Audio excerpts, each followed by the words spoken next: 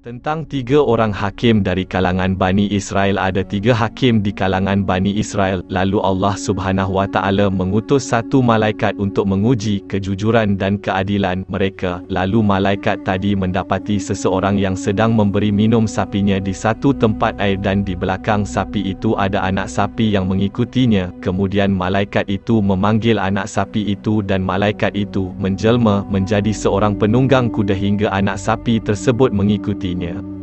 Maka pemilik sapi dan malaikat yang telah menjelma menjadi seorang penunggang kuda bertengkar berebutkan anak sapi itu. Lalu keduanya bersepakat mendatangi hakim, yakni hakim yang pertama, untuk memutuskan perselisihan mereka. Lalu malaikat itu memberi mutiara sebagai rasuah kepada hakim pertama tersebut seraya berkata, "Putuskanlah bahawa anak sapi itu milikku." Hakim itu berkata, "Dengan bukti apa untuk aku memutuskannya?"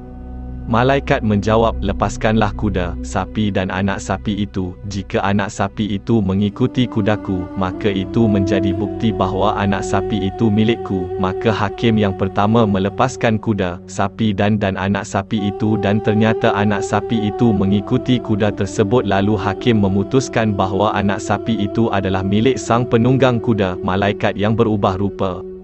Kemudian pemilik sapi dan penunggang kuda itu mendatangi hakim yang kedua, dan hakim yang kedua juga memutuskan bahawa anak sapi itu milik penunggang kuda kerana sebelumnya telah menerima rasuah sebutir mutiara. Adapun hakim yang ketiga, ketika malaikat memberinya sebutir mutiara seraya berkata, "Putuskanlah perselisihan yang terjadi di antara kami berdua, pemilik sapi dan malaikat." Hakim yang ketiga langsung menjawab, "Tidak boleh kerana sekarang saya lagi datang haid." Malaikat menjawab, "Maha suci Allah, apakah laki-laki mengalami haid?" Kemudian hakim itu berkata, "Maha suci Allah, apakah kuda dapat melahirkan sapi?" Oleh kerana hakim yang ketiga ini jujur dan amanah dalam melakukan tugasnya, ia memutuskan bahawa anak sapi itu adalah kepunyaan pemilik sapi tersebut. Pada zaman dahulu, rasuah sering diberikan kepada hakim untuk menyalahgunakan kuasa agar pemberi rasuah dapat diselamatkan daripada apa-apa masalah. Jadi, hakim-hakim zaman dahulu dan sekarang banyak yang makan rasuah. Disebabkan oleh kejadian sebegini, maka Rasulullah SAW pernah bersabda, "Para hakim terbahagi kepada 3 golongan, 1 dalam syurga dan 2 dalam neraka." Hakim di dalam syurga ialah yang mengetahui kebenaran lalu menghukum dengannya.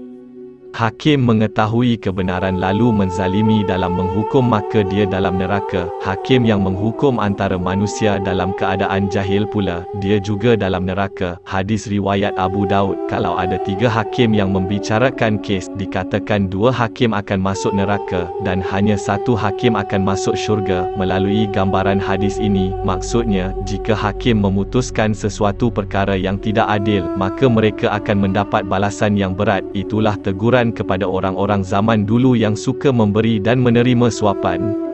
Allah menjanjikan balasan azab neraka kepada pemberi dan penerima rasuah. Ekoran perbuatan itu yang disifatkan sangat jijik serta kotor dalam Islam. Rasuah adalah suatu perbuatan yang amat terkutuk kerana seperti diketahui punca rasuah berlaku kerana seseorang itu mahu mendapatkan sesuatu yang bukan haknya sehingga menafikan hak orang lain.